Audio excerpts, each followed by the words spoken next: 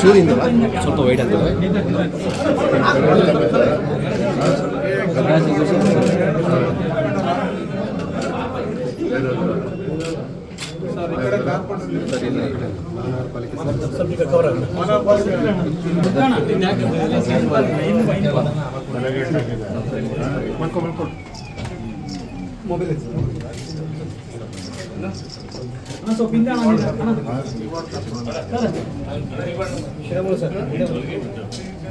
ನೋವು ಕಡಿಮೆ ಆಗಿದೆ.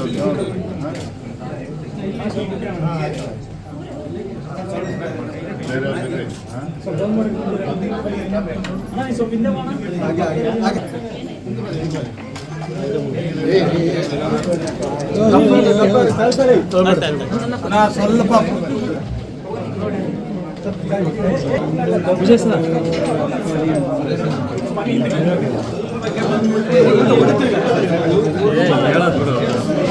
ಸರ್ ಈ ಕಡೆ ಸ್ವಲ್ಪ ಒಂದು ನಿಮಿಷ ಅಲ್ಲೇ ನಿಲ್ಲಿ ಸರ್, ಒಂದು ನಿಮಿಷ ಅಲ್ಲೇ ನಿಲ್ಲಿ ಸರ್.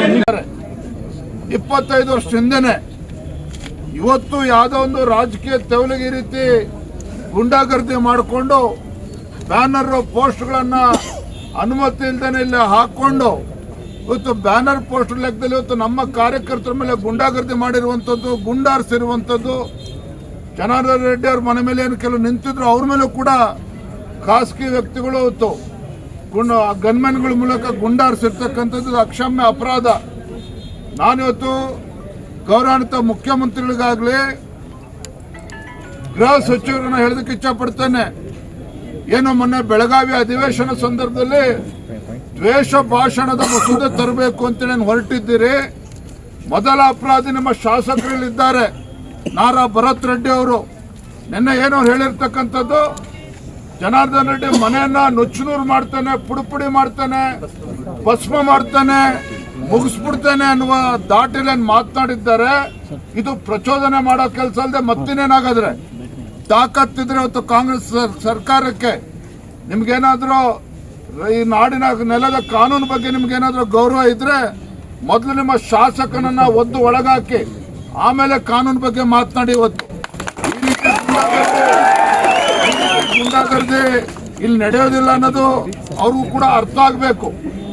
ಇವತ್ತು ಮಹರ್ಷಿ ವಾಲ್ಮೀಕಿ ಕೆಲಸ ಆಗಬಾರ್ದು, ಇದು ಮತ್ತೊಮ್ಮೆ ಮರುಕಳಿಸಬಾರ್ದು ಅಂತ ಹೇಳಿದ್ರೆ ಈ ಸರ್ಕಾರಕ್ಕೆ ಏನಾದರೂ ಮಾನ ಮರ್ಯಾದೆ ಇದ್ರೆ ಇದು ಸರಿಯಾದ ರೀತಿ ತನಿಖೆ ಆಗಬೇಕು ಅಂತ ಹೇಳಿದ್ರೆ ಇವತ್ತು ಹೈಕೋರ್ಟ್ ಜಡ್ಜ್ ಅವರಿಂದನೇ ಈ ಸಮಗ್ರವಾಗಿ ತನಿಖೆ ಮಾಡಬೇಕು ಅಂತೇಳಿ ನಾನು ಈ ಸಂದರ್ಭ ನಾನು ಕೂಡ ಆಗ್ರಹ ಮಾಡ್ತಾ ಇದ್ದೇನೆ. ಹಾಗಾಗಿ ಈ ನಿಟ್ಟಿನಲ್ಲಿ ರಾಜ್ಯ ಸರ್ಕಾರ ಈ ಪ್ರಕರಣವನ್ನು ಗಂಭೀರವಾಗಿ ತೆಗೆದುಕೊಂಡು ತಪ್ಪಿತಸ್ಥರು ಶಾಸಕರಾದಿಯಾಗಿ ಯಾರ್ಯಾರಿದ್ದಾರೆ ಅವ್ರ ವಿರುದ್ಧ ಕ್ರಮವನ್ನು ಕೈಗೊಳ್ಳಬೇಕು ಅಂತೇಳಿ ನಾನು ಈ ಸಂದರ್ಭದಲ್ಲಿ ಆಗ್ರಹನ ಮಾಡ್ತಾ ಇದ್ದೇನೆ. ಬೇರೆ ಬೇರೆ ಪ್ರಕರಣದಲ್ಲಿ, ರಾಜ್ಯದ ಬೇರೆ ಬೇರೆ ಪ್ರಕರಣದಲ್ಲೂ ಕೂಡ ತಾವು ನೋಡ್ತಾ ಇದ್ದೀರಿ. ಇದೇ ಕೆಲಸವನ್ನು ಇಲ್ಲೂ ಕೂಡ ಬಳ್ಳಾರಿ ಜಿಲ್ಲೆಯಲ್ಲೂ ಕೂಡ, ಇಲ್ಲಿ ವಿಜಯನಗರ ಈ ಜಿಲ್ಲೆಯಲ್ಲೂ ಕೂಡ ಮಾಡೋದಕ್ಕೆ ಹೊರಟಿದ್ದಾರೆ. ಇದಕ್ಕೆ ಭಾರತೀಯ ಜನತಾ ಪಾರ್ಟಿ ಯಾವುದೇ ಕಾರಣಕ್ಕೂ ಅವಕಾಶವನ್ನು ಕೊಡೋದಿಲ್ಲ.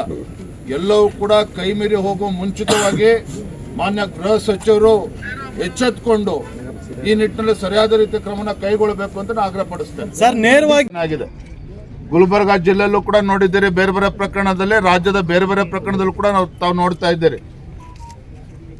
ಇದೇ ಕೆಲಸವನ್ನು ಇಲ್ಲೂ ಕೂಡ ಬಳ್ಳಾರಿ ಜಿಲ್ಲೆಯಲ್ಲೂ ಕೂಡ, ಇಲ್ಲಿ ವಿಜಯನಗರ ಈ ಜಿಲ್ಲೆಯಲ್ಲೂ ಕೂಡ ಮಾಡೋದಕ್ಕೆ ಹೊರಟಿದ್ದಾರೆ.